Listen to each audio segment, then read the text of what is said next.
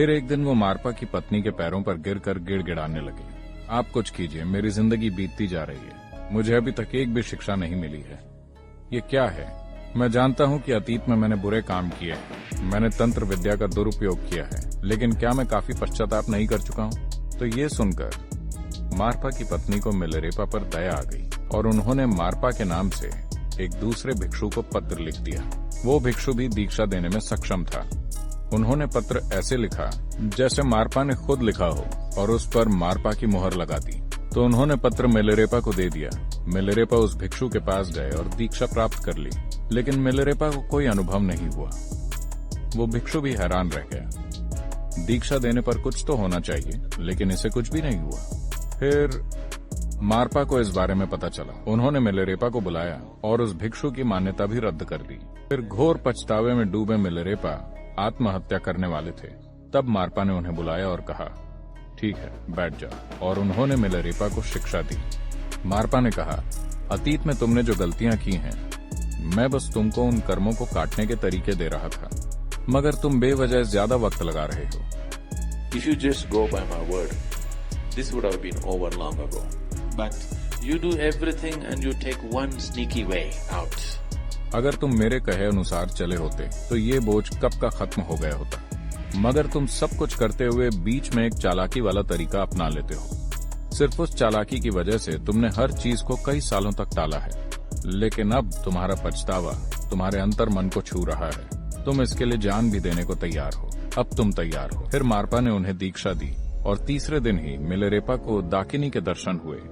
आपने दाकिनी के बारे में सुना है? तांत्रिक तकनीक में चीजें करने के लिए हर चक्र के लिए एक देवी की रचना की गई थी, एक स्त्री स्वरूप जिसे प्राण प्रतिष्ठा द्वारा जीवंत बनाया गया, जिसे मदद के लिए बुलाया जा सके। इन शक्तियों की मदद के बिना कोई भी तांत्रिक कोई महत्वपूर्ण काम नहीं कर पाता।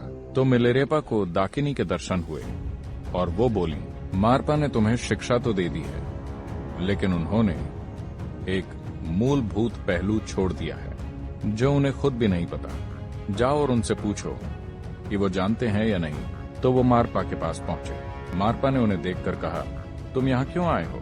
मिलरेपा ने कहा, दाकिनी ने आकर मुझसे ये कहा है। मैं नहीं जानता कि ये सच है या मेरी कल्पना है, लेकिन ऐसा ही हुआ है, तो आपसे पूछने के लिए मुझे आना पड़ा। मारपा ने मिलरेपा के सामने सिर झुका दिया और कहा, मेरे पास भी ये ज्ञान नहीं है, तो चलो भारत वापस चलते हैं। वो दोनों मारपा के गुरु से मिलने के लिए भारत गए, जो नेपाल और बिहार की सीमा पर कहीं रहते थे। उन्होंने चलकर पूरा रास्ता तय किया।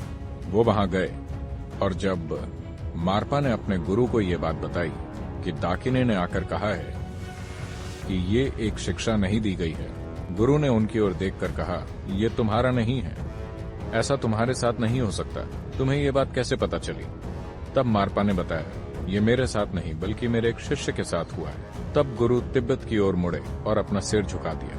उन्होंने कहा, आखिरकार उत्तर के अंधकार में एक छोटा सा प्रकाश चमका है। फिर गुरु ने मिलरेपा और मारपा दोनों को बुलाकर इस जीवन में संपूर्ण आत्मज्ञान प्राप्त करने की पूरी शिक्षा दी और वो दोनों वापस लौट आए। मारपा, जिन्होंने एक गुरु के रूप में शुरुआत की थी, अब मिलरेपा के शिष्य की तरह बन गए। मिलरेपा तिब्बती संस्कृति में एक चमकता हुआ प्रकाश बन गए। कई चीजें जो पिछले 300-400 सालों में तिब्बती संस्कृति में की गईं, वो मूल रूप से मिलरेपा के काम पर आधारित है।